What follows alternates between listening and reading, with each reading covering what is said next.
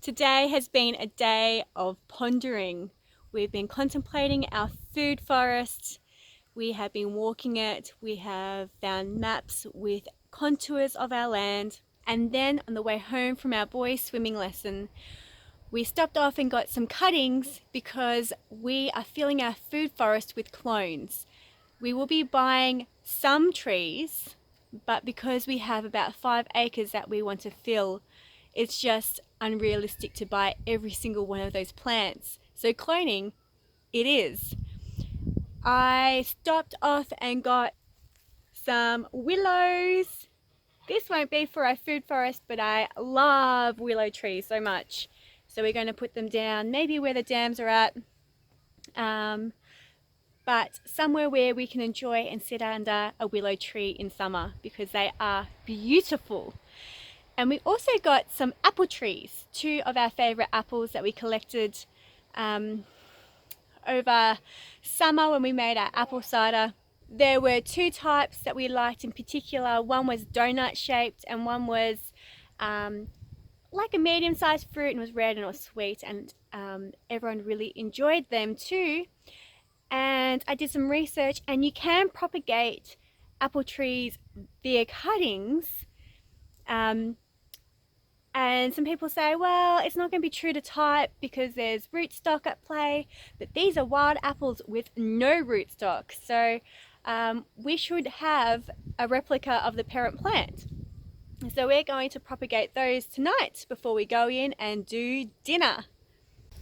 It's possibly the wrong time of year to be propagating these apple cuttings, but we have nothing to lose. These were all free from the side of the road, and if they don't work this time around, we'll try again in a few months' time. We're also trying several ways to propagate these cuttings.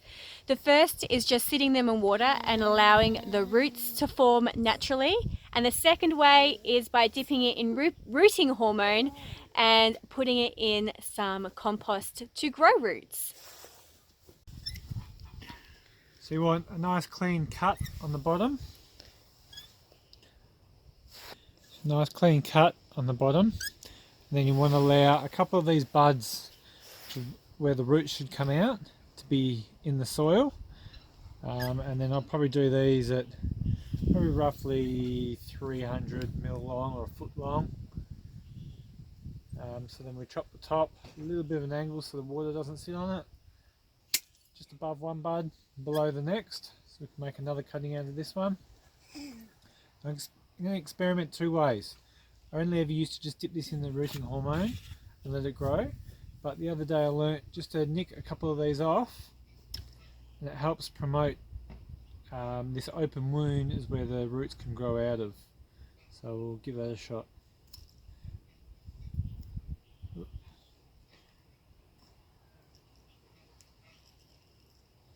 Done.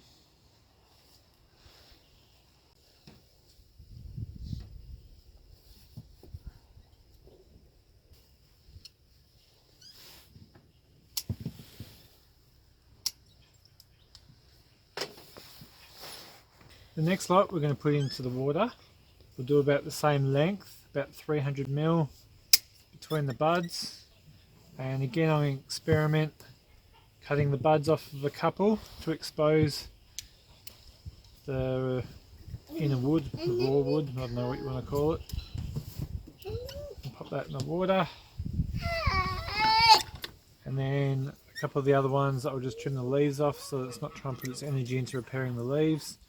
And I'll just leave them as they are and sit them in the water.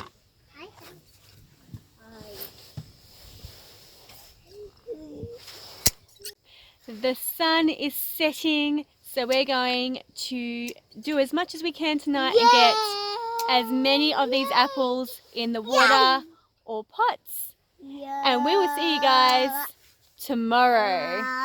Good night.